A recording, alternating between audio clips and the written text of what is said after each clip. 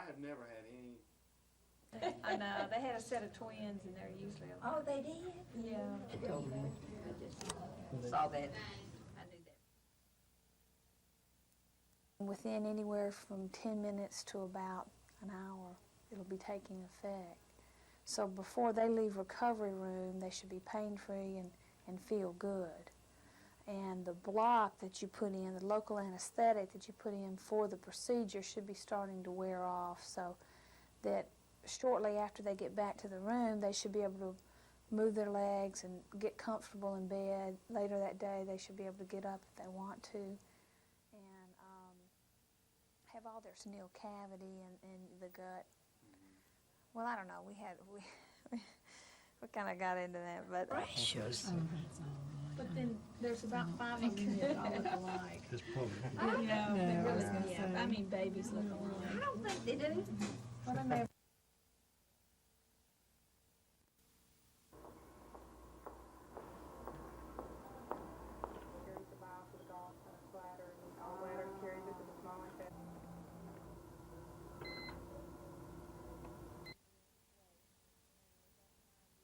We'll come home and wait, and at that time they have no idea how long it will be before a donor is available, and we'll be on call round the clock, and when we get the phone call from Omaha saying they have a donor, we must be there within 4 hours for the transplant.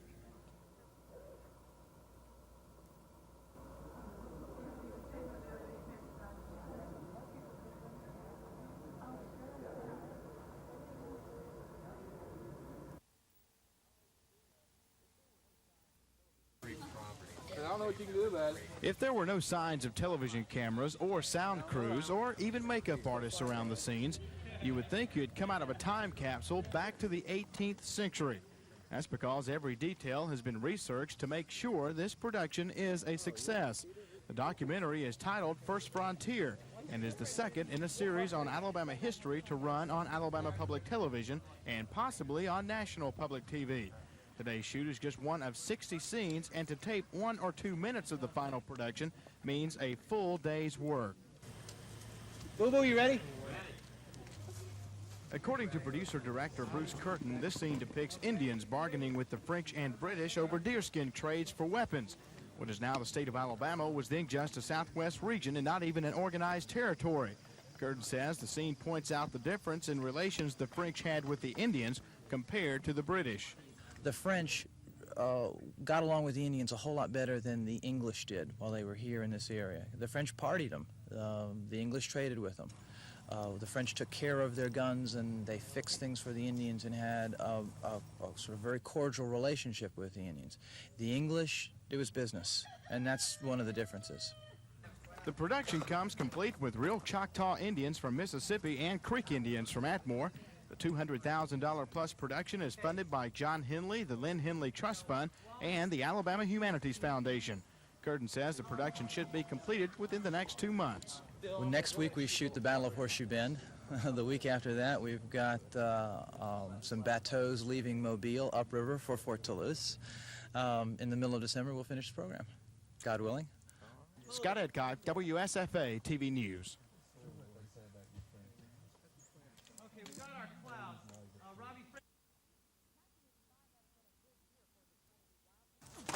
1985 has been a good year for the Trinity Wildcats. For the second year in a row, the football team advanced to the 1A Division playoffs. They carried an undefeated record into their game with Maplesville Friday night, and for their efforts, the Wildcats were named the TV12 Team of the Week for the first week of November.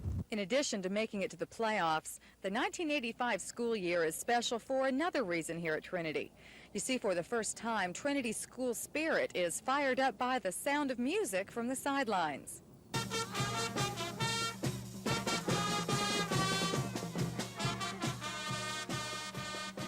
This year, the Trinity Wildcats have a marching band to support them in the stands and entertain during the halftime. The 32-member band is complemented by a 9-member flag corps. Together, the band and flag team create a lot of energy and provide Trinity with an instant pep club. I think the band's really showed a lot of they've added a lot of enthusiasm to the school and everything, and we enjoy them being here, and they really help the team out, I think. But now the real question: Does having a band affect the way the team plays football? Well, you know, there's no question that when you have a band up there in the stands playing for you, especially when you have a good drive or a big score, it really means a lot to the kids and to the spirit, and it just makes it seem more like a football game when somebody's beating a drum up there. Either way, Trinity's marching band is making beautiful music and already recruiting members for next football season. Carrie Gordon, WSFA TV News.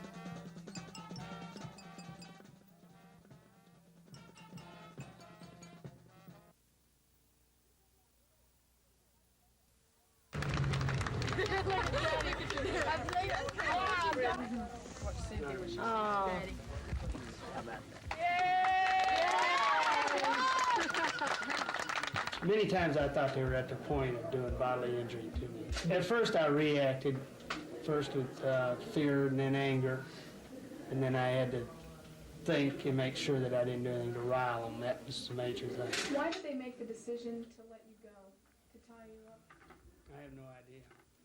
Could you tell us about your experience?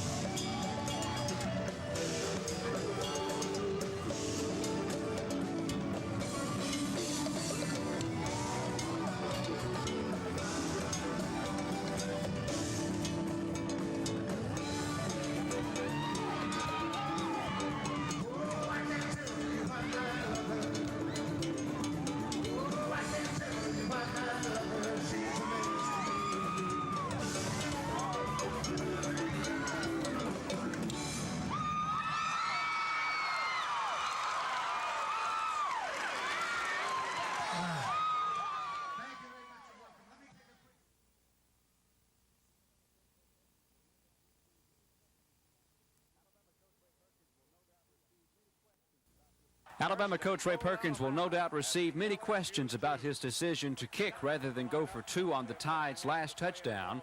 Perkins said in the earlier stages of the fourth quarter he wanted to go for two and win it. But in the final seconds before a packed Tiger Stadium, Perkins sent in Van Tiffen to tie it at 14 each. With a minute 23 left, Perkins was hoping the Alabama defense would hold LSU or force a turnover. The Bengal Tigers took the kick and drove down to Bama's 14, but Ron Lewis's 24-yarder went wide right. Bama got the ball back with 3 seconds to play, but chose to run out the clock. Yesterday's game was supposed to answer questions in the SEC, but it further complicated the picture. Florida, although ineligible, remains atop the list with a mark of 4-1. Alabama, LSU, and Georgia are tied for second at 3-1-1. It appears Tennessee will be the favorite. The Vols have to beat Ole Miss, Kentucky, and Vanderbilt to wrap up a New Year's date in New Orleans. Auburn has 2 conference games left. Their date next Saturday with Georgia will be televised from Athens with a 2:30 kick. The Dogs were definitely on the Tigers' minds after their win over East Carolina.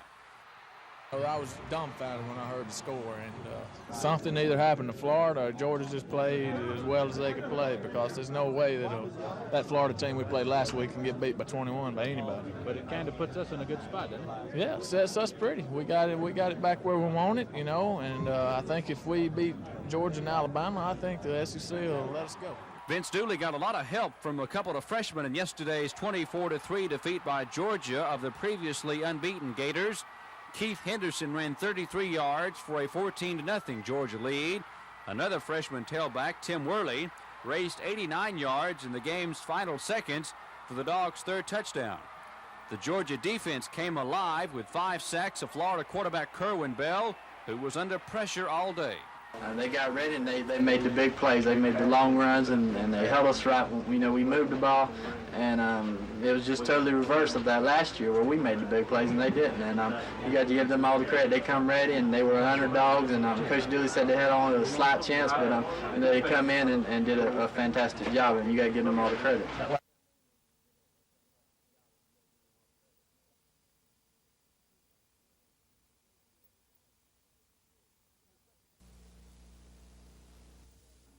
In the second quarter of the game, with no score, the Dallas Cowboys in blue. Rafael Septien hits a 40-yard field goal to give the Cowboys a 3-0 lead.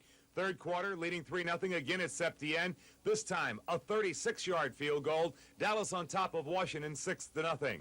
Late in the third quarter, Danny White would hit Tony Dorsett over the middle. Tony Dorsett will beat the man covering him, Monty Coleman. He goes 48 yards for the touchdown. 13-0, the Dallas Cowboys. In the fourth quarter, with the Washington Redskins trailing 13-0, Joe Theismann hits Gary Clark on an 11-yard touchdown pass, the only touchdown of the afternoon for Washington, as Dallas downs the Redskins 13-7. I'm George Michael for NBC News.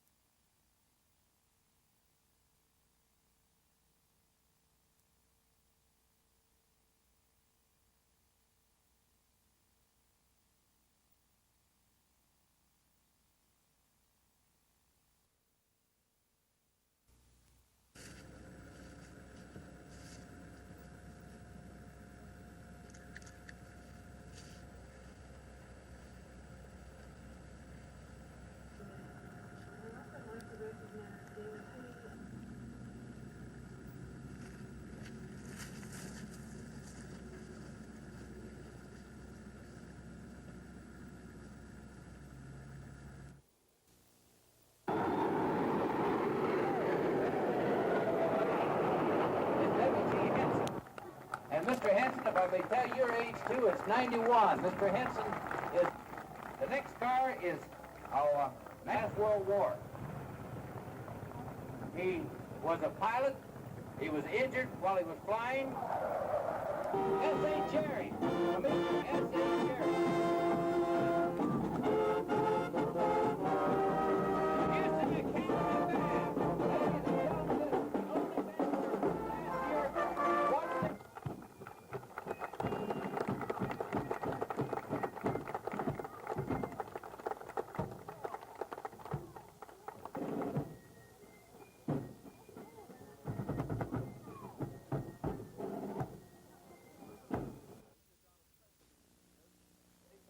Veterans Day took on a special meaning in Dothan as the city celebrated its 100th birthday.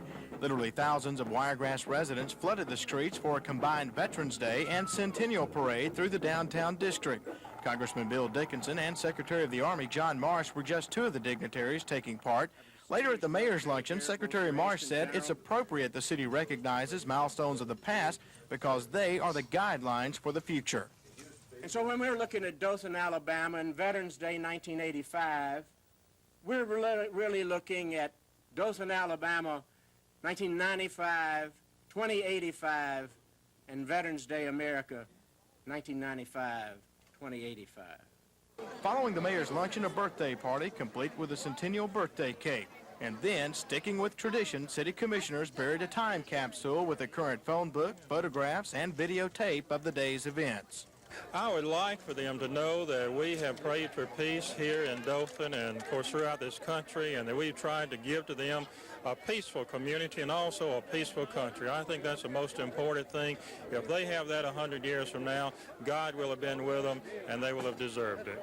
City officials are calling today's celebration the best in Dothan's history, and one that will probably be hard to beat in the year 2085. Scott Edcock, WSFA TV News, Dothan.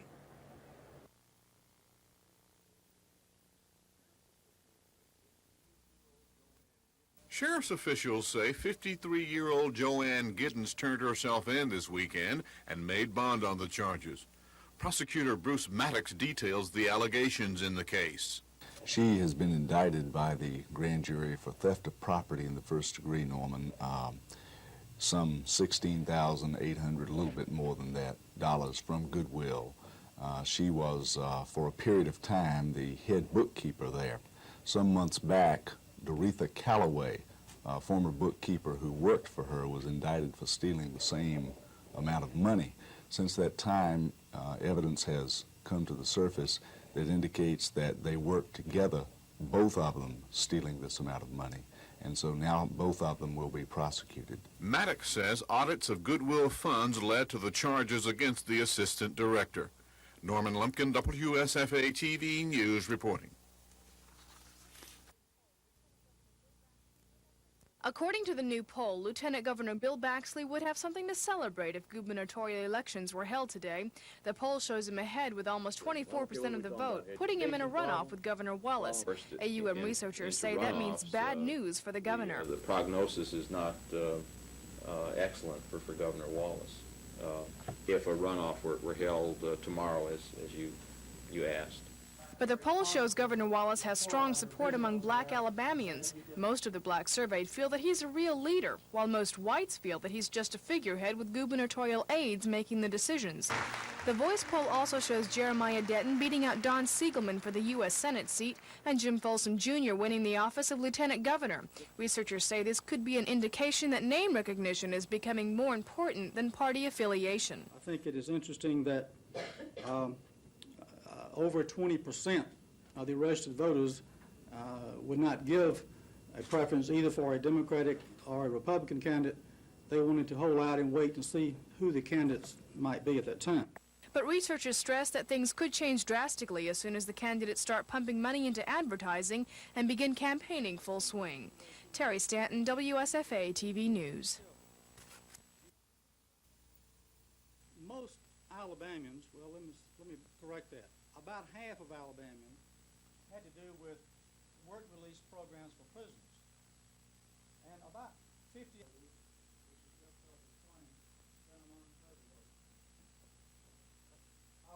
this data, you see significant differences between the way black voters feel and the way white voters feel. Voters, if the U.S. Senate race was between Jeremiah Denton for the Republicans and Don Siegelman for the 4% fatigue and about 12.2% for Mr. Mitchell.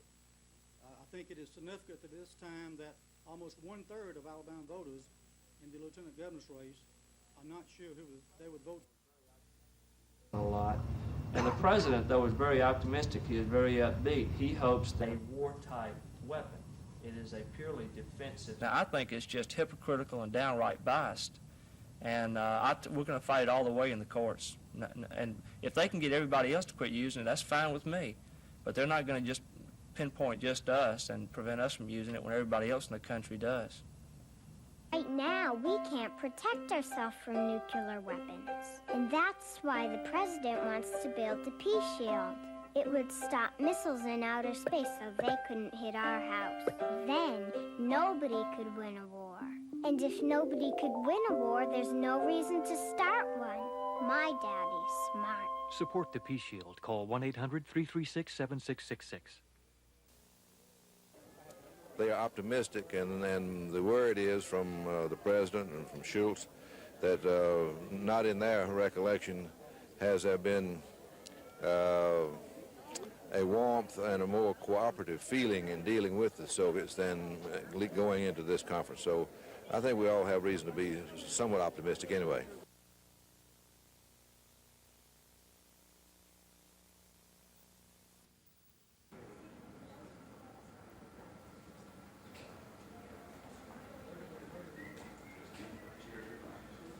several locations in Europe. Recognizing the many challenges ahead, I shall strive to bring together the ingredients to build a great university, a university that the Wiregrass area wants and deserves. It is my sincere wish, as you witness our growth and development here at Troy State University, Dothan, Fort Rucker.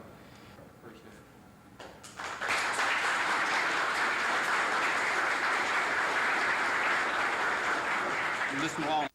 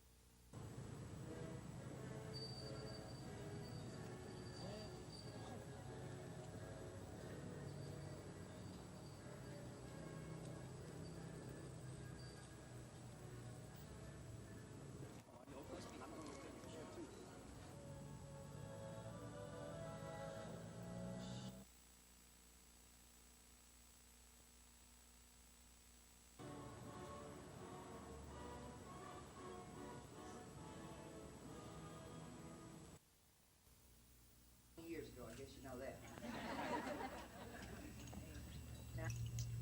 Raised a few cattle, and I've just gotten into the hog business. Now, I feel pretty much at home. And believe me, when he sells Alabama to foreigners so that they can build manufacturing plants and buy farms here, he's not making up for the jobs he's given away. What he is doing is actually selling our birthright and that of our children.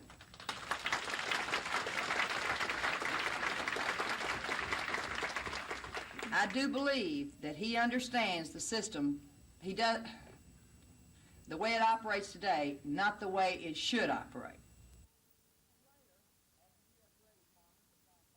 Years later, after U.S. Reddish farmers have gone bankrupt, works. Or, in my opinion, and if anybody thinks, now these farmers grow, farm worker makes about 65 cents an hour or a day or whatever. Determines whether or not I make a profit on what I produce. Well, I've got news for you. The people, Mayor, our distinguished military here, both your Ashton General and the Chief of your Reserve. Veterans Day, and I don't know why you know this, but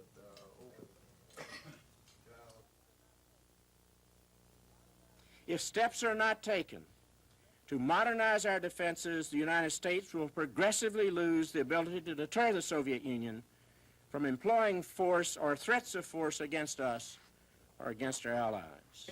For the stormy present, the occasion is piled high with difficulty, and we must rise with the occasion. As our case is new, so we must think anew and act anew. We must disenthrall ourselves, and then we shall save our country, and we shall. We have to come to the conclusion that we have not done what we should relative to the Korean War veteran. We're standing on a location right here between the Jefferson Memorial and the Washington Memorial and the White House in the background, which is an excellent spot. And when the bill that I am pushing would designate this as the spot.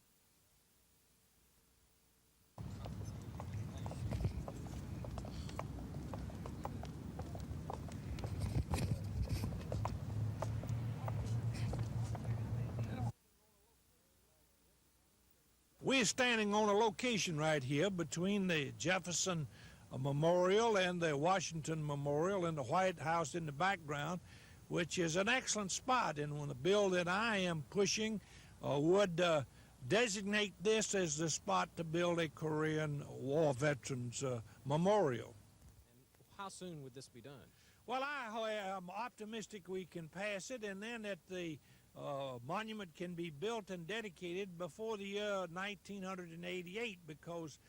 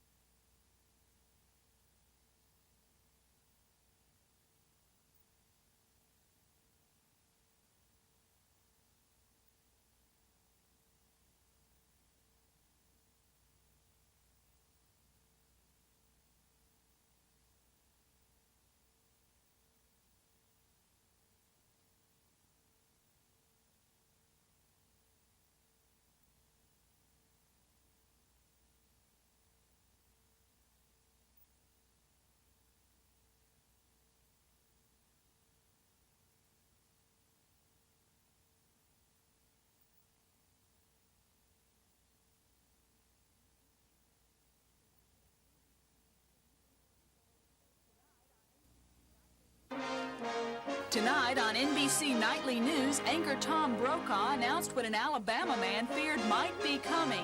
Hollywood director George Lucas says that he plans to file suit tomorrow against a group running television commercials in support of SDI, or Star Wars.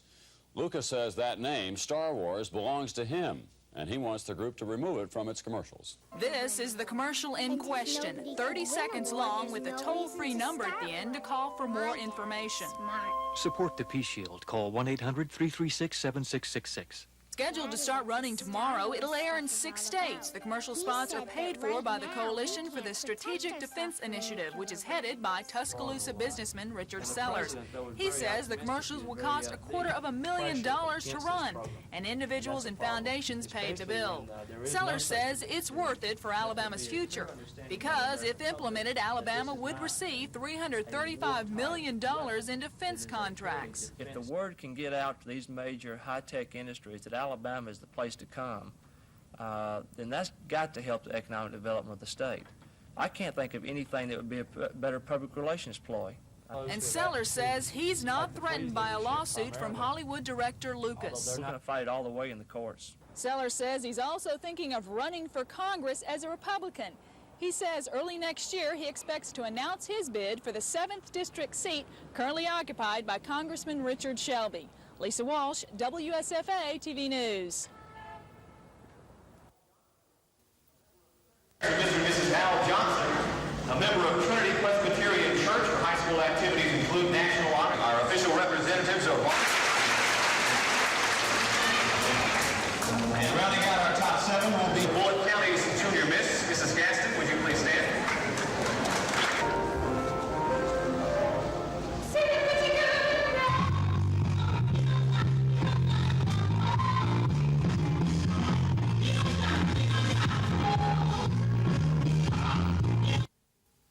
Has been allotted to me is to try to... Dr. Whiting was going to appear halfway when I tried to decide what I'd do after I... Military take a very dim view, just as our military do, of concessions at arms talks. And if Mr. Gorbachev goes to Geneva and starts giving the kitchen sink away, you can be sure he's going to have a lot of trouble with the military. The military plays a very important part in the Soviet Union. For one thing, it's about the only thing that Soviet citizen respects. The average Soviet, I know when I'm wrong, when I'm right. What I thought I'd do tonight, in the 20 minutes or so that has been allotted to me, is to try to give strength on that foreign policy and some of the impetus behind it. The Bears remain unbeaten. They beat Detroit yesterday, the final 24-3. Steve Fuller, backing up the injured Jim McMahon, scored twice on runs of 1 and 5 yards. Both Matsui and this man, Walter Payton, ran for over 100 yards. Chicago now is 10-0. Defensive back Darren Cherry gave the Kansas City Chiefs an early 7-0 lead, returning this David Woodley pass 47 yards for a touchdown. Then the Steelers went to work. Lewis Lips fielded this Chiefs punt and proceeded to return it 71 yards for a score. That put Pittsburgh on top 20-14. The Steelers went on to beat Kansas City the final 36-28. Cincinnati has won 3 straight now. Boomer Esiason hit running back James Brooks in the first period yesterday, and that gave the Bengals a 7-0 lead over Cleveland. But rookie quarterback Bernie Kosar had a tough day. This play, however, Kosar nailed his only touchdown strike, a 27-yard bomb to Ernest Biner. But it wasn't enough. Cincinnati dropped Cleveland the final 27-10. The Giants beat up on the Rams 24-19, down 13-0 in the first half. Phil Simms hit Bobby Johnson. Johnson, breaking tackles, rolled in from 36 yards out and made it a 13-7 ball game. Joe Morris scored twice on runs of 1 and 3 yards.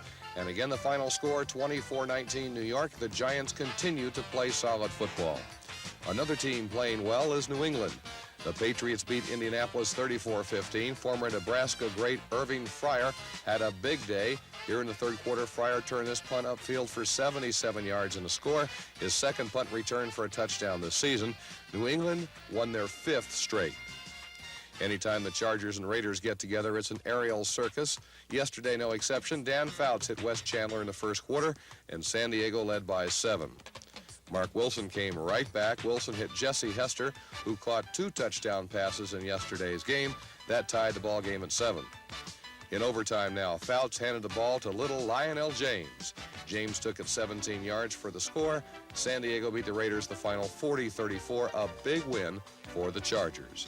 And in Miami, the Dolphins were fighting for their lives. Mark Duper was back in the lineup after a long injury, and Marino took advantage by hitting Duper for 60 yards and a touchdown. Duper is truly super. That made it 7-3 Dolphins.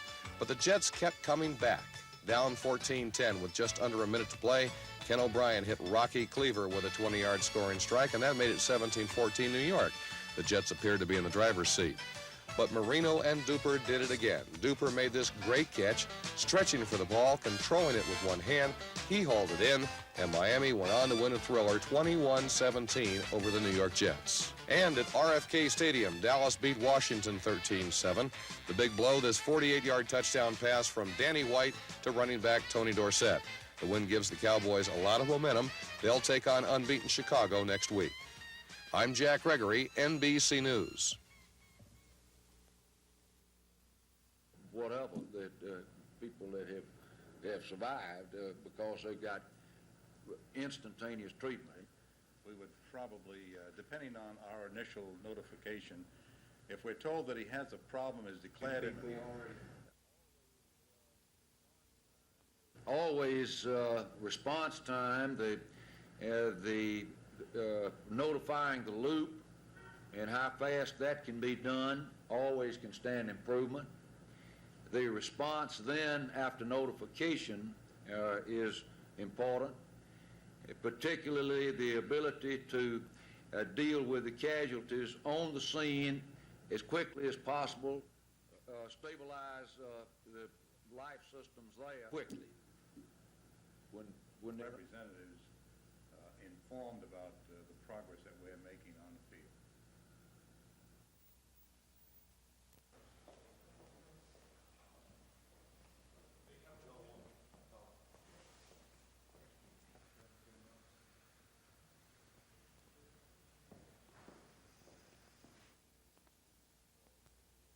Contention is that the meetings involved should be open to the public, and that our statutory and constitutional rights to free press were denied because the press was excluded from this meeting. And I include all the other media as well as the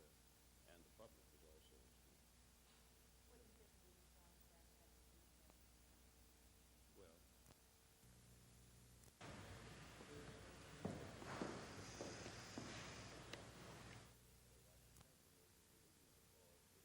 Our contention is that the meetings involved should be open to the public, and that our statutory and constitutional rights to free press were denied because the press was excluded from this meeting. And I include all the other media as well as the press, and the public was also excluded.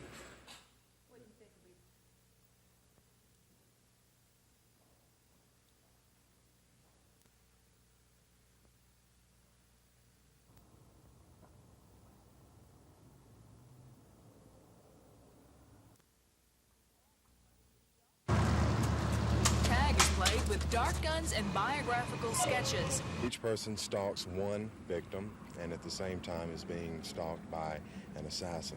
Every player receives a file folder with true information on a victim. Once a player shoots his victim, he receives that player's file folder.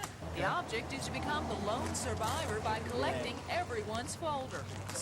It's a way to get into the action without having to worry about getting shot for real.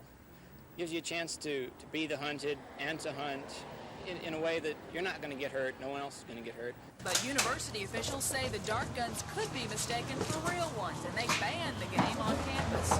Our primary concern was for the safety of our students. Davis says during a tag game at the University of Florida, a policeman actually pulled a loaded gun on a player who was firing at his victim with a dart gun. Lisa Walsh, WSFA TV News, Auburn. Any other incidents at campuses that you know? For incompetence in our classrooms. I was asked today if there were any set of circumstances that that would come to mind that would keep me from running for governor. At this point in time, no, there are no set of circumstances that would keep me from running for governor. And I probably will make an official statement as to my candidacy during maybe January or first part of February. It's going, the logistics of putting it together are really needed.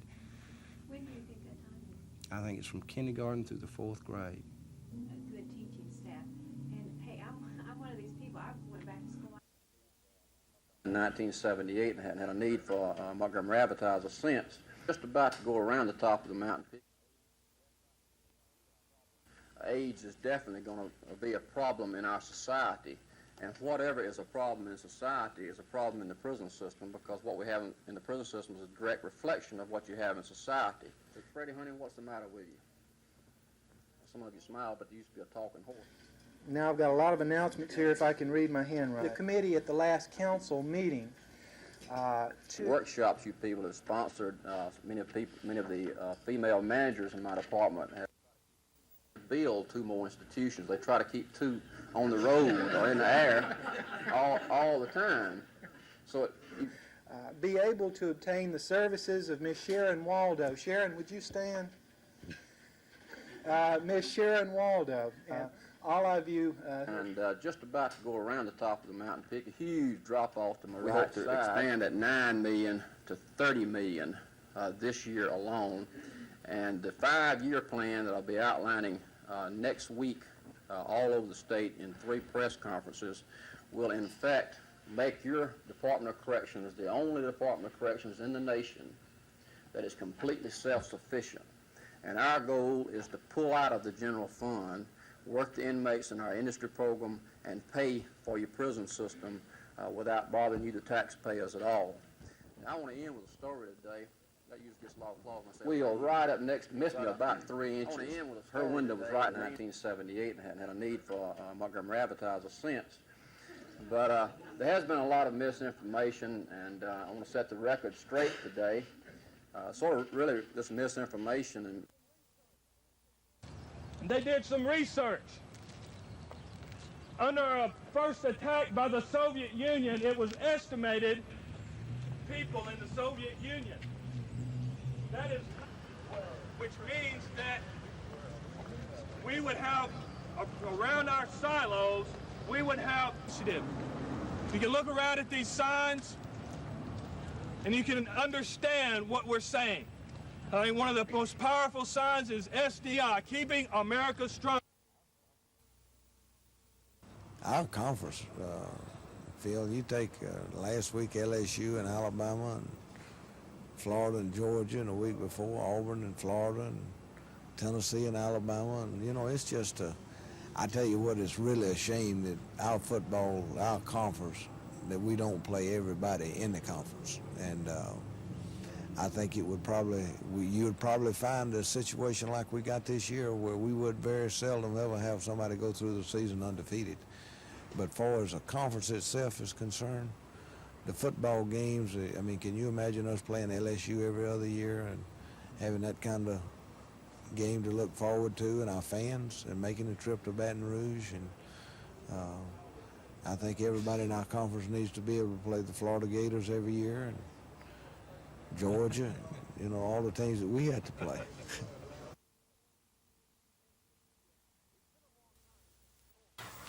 It's been a long time since the Colts of Hooper Academy have enjoyed the kind of success they're enjoying this time around.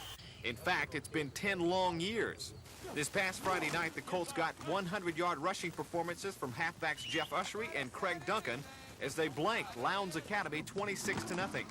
With that win, Hooper wrapped up its regular season a perfect 11-0, the school's first undefeated finish since back in 1976. What makes the feat even more impressive is the fact that 1 year ago, the Colts struggled to a 4-7 finish.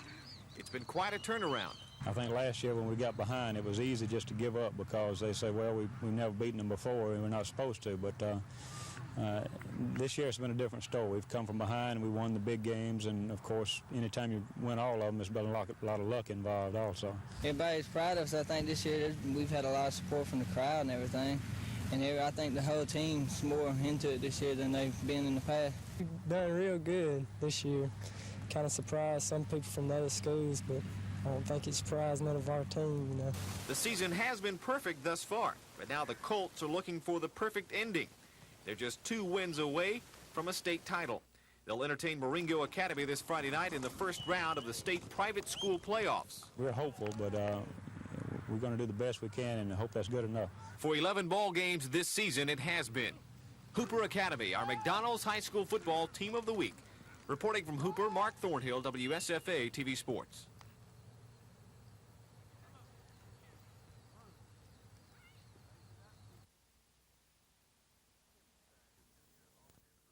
Kim Stagg, a junior at Auburn University, testified that Senator Corbett paced back and forth in front of her apartment here in Auburn for approximately 25 minutes before he exposed himself to her.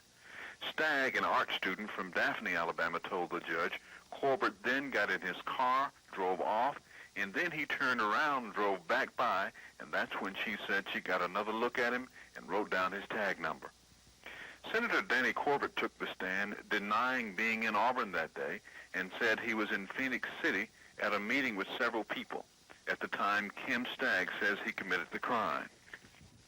Several witnesses said that Corbett was with them at the time that Stagg says he was here in Auburn exposing himself in front of her house. Corbett testified that the charges are political.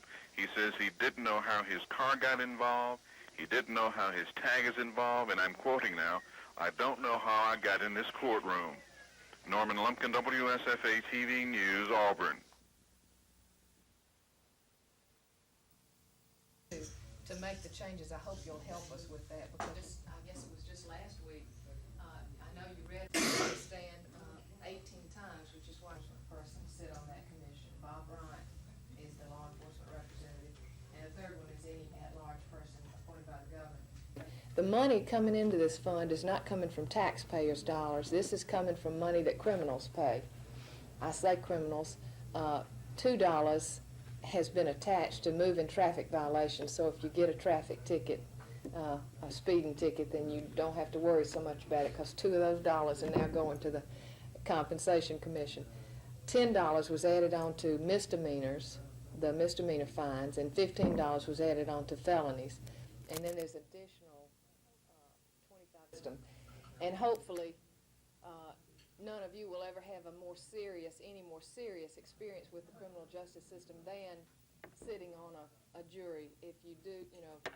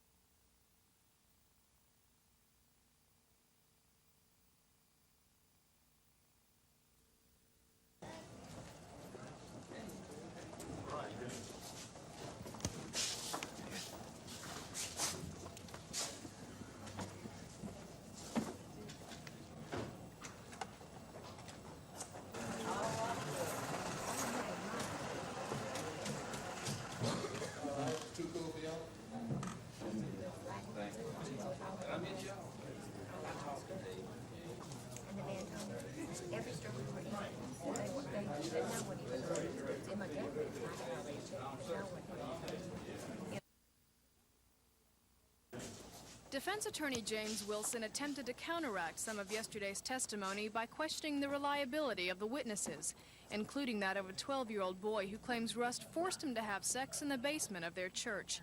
2 other witnesses, also young boys, testified that Rust forced them to have sex at a church-owned cabin in Chilton County. That's also where Rust is alleged to have taken more than 50 photographs of nude young boys.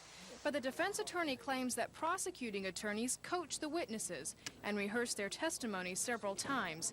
He also called about 12 character witnesses, including the pastor of Rust Church, to testify on the defendant's behalf.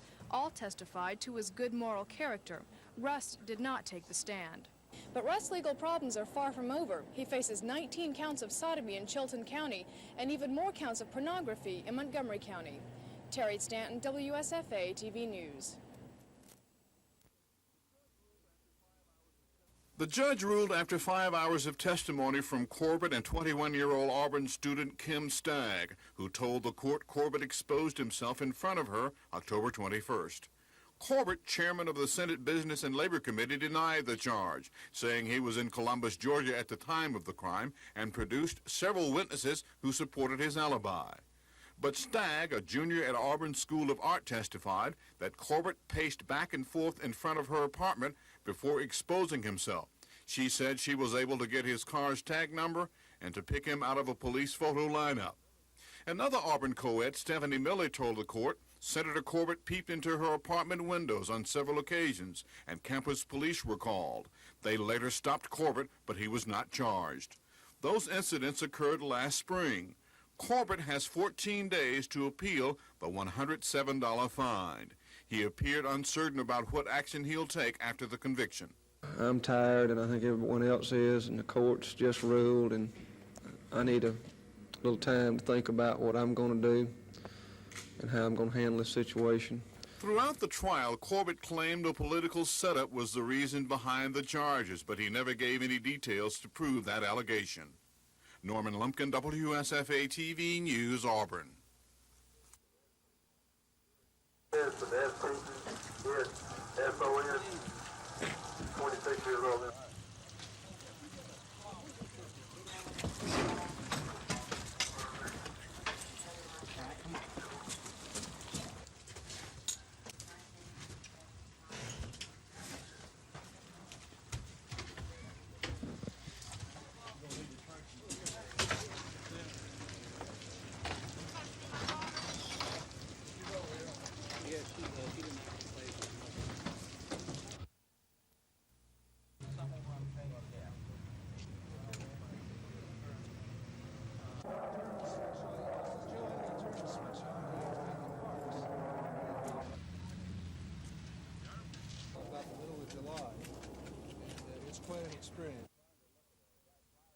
It's fun to look at a Wright Flyer here made out of metal. I'm not too sure it'd fly, but man, it's going to last a long time, and that's the object. Well, if the need exists for women to fly in combat, yes, they'll do just as good a job as a man does, but exposed to the conditions that guys are exposed to against some barbaric countries that we fought in World War II. General, what's the purpose of your... It can, if it so chooses, pay for medical care. I had polio in 1944.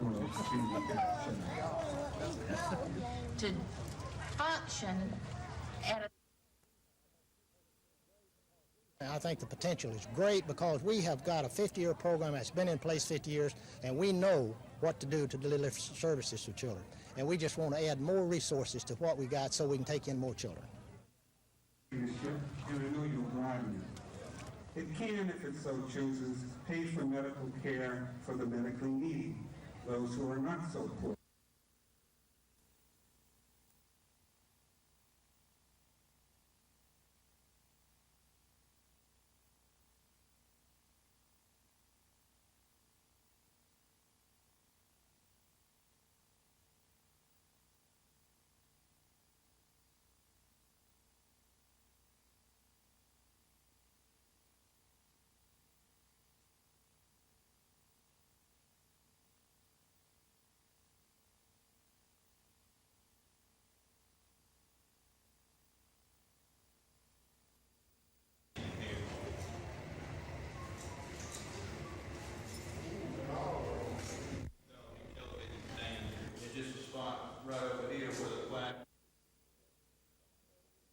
We have some 17, 18 additional county jails scheduled for our teams to work in. Well, we will not finish this year, but well into next year, and I'm sure by the time we get around next year, we'll have additional jails. So we're looking forward to this program becoming a permanent fixture in our plans and in our funding base.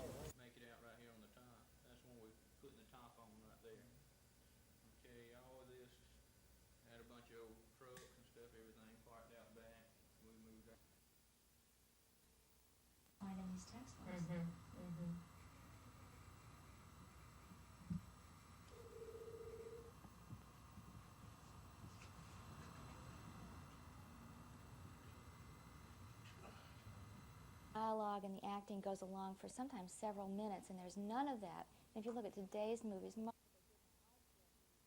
that they didn't like books about fantasies or science fiction, adventure stories, that if there was not Old Testament justice meted out immediately for some kind of a violent act, that therefore it was encouraging kids to beat up on people and so forth. And, you know, we just don't think that that's necessarily the reason books should be rejected.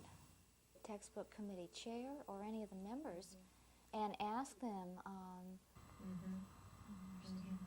Now, when they said no to the series, they said no to the whole series. That's right. They would keep just one. I mean, Some people might view Alabama's contest with Southern Mississippi this coming Saturday as something of a breather for the Tide. But in reality, nothing could be farther from the truth. There are several real dangers facing Alabama as they prepare for Southern Miss. First of all, the Tide is coming off of an emotionally and physically trying 14-14 tie with LSU. Thus, there's the increased threat of a possible emotional letdown this weekend. I think that's one of the reasons I think Southern Miss, scheduled the game, because they think we're going to have a big mental letdown. But I don't think that's true. LSU is a tough, physical ball game. But we've come off some games earlier in this year that we played real hard and been physical and gotten ready the next week. Secondly, there's the danger of overlooking Southern Miss, looking ahead to Auburn and to the approaching bowl season. The danger of looking ahead, you might get your tail beat, but hopefully we've got better intelligence than that. I think we do. I think we've got more maturity than that. I think we got to kind of just block all that out and worry about Southern Miss, and we'll be okay if we can do that. And last, but certainly not least, there's the danger of underestimating Southern Miss. The Golden Eagles are 6-3, having won 5 out of the last 6 ball games. It's going to be a real big challenge because they do have 2 potent quarterbacks, and their offense centers around them. And if they get on track early, it's going to be a long day. The dangers are very real, but there's an underlying feeling among this Alabama team. It's a feeling of renewed pride and anticipation of what can be accomplished this season. Perhaps Tide safety Rory Turner put it best. We feel it'll be a great feeling to get back on the track where Alabama used to be like, as far as going to a bowl game, every year. So we just trying to relive back the old Alabama, man. Reporting from Tuscaloosa, Mark Thornhill, WSFA TV Sports.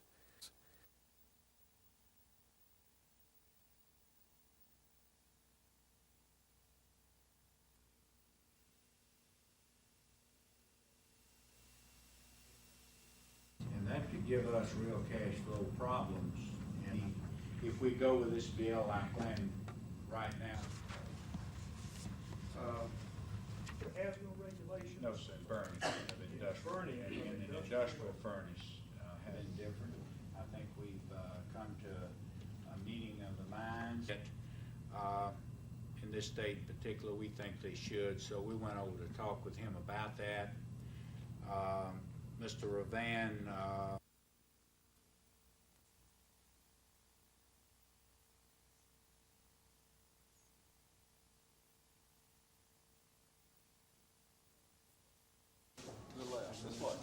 This way. Oh, we gotta go after that.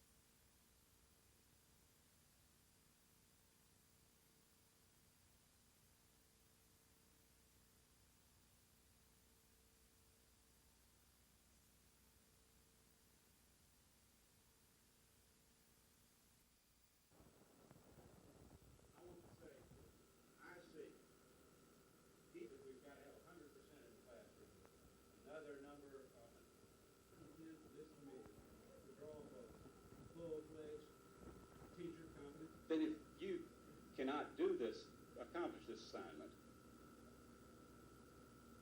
some good things are happening in education in Alabama and so forth. So their request seemed germane to the discussion that we... Chemie Lanes is the third Austrian company that is established in Alabama due to the favorable business climate your state offers. To the city of Evergreen. Well, thank you very much, sir. Is there anyone else that would like to say something from the company? And I never had the pleasure of being there, but I've flown over it. And back in 1975. Has been encouraging us all, and amongst all the towns we looked in Alabama, we decided that Evergreen fitted all our needs in terms of... Some time ago with other members of the company in Austria and talked to us about...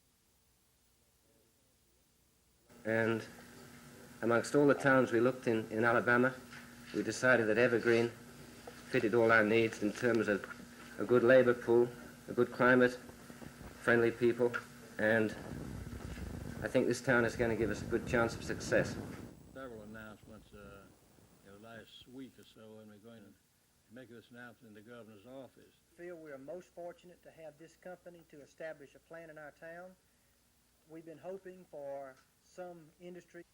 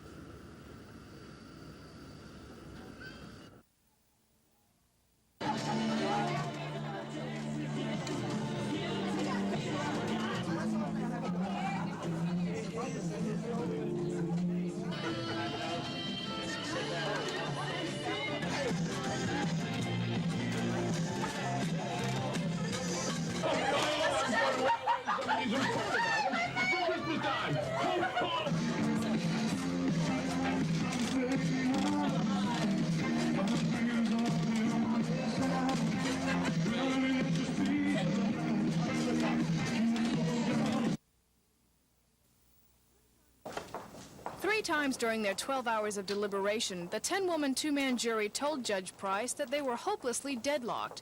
On the fourth time, he agreed and declared a mistrial.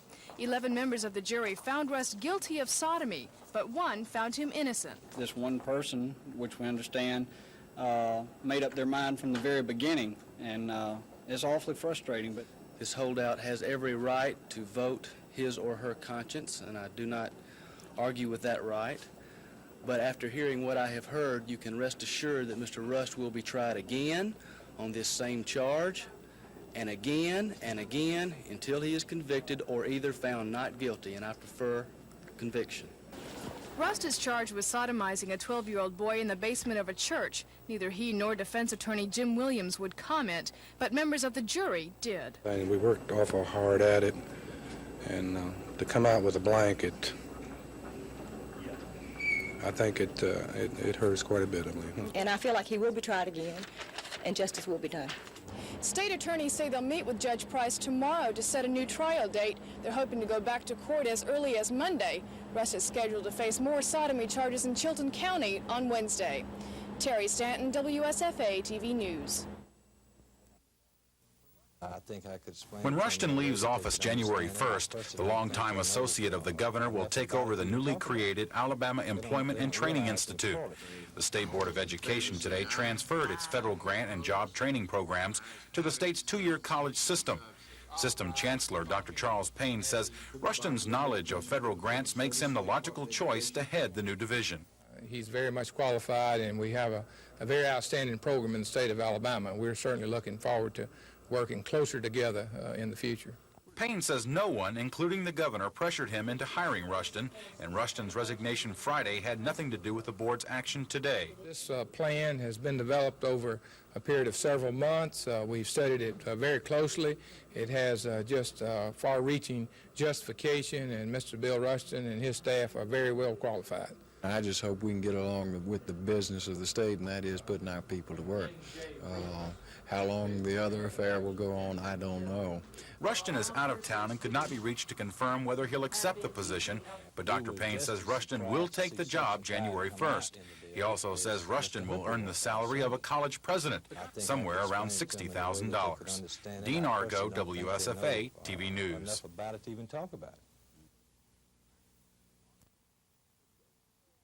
Choice. All right. Your car is in need of a repair.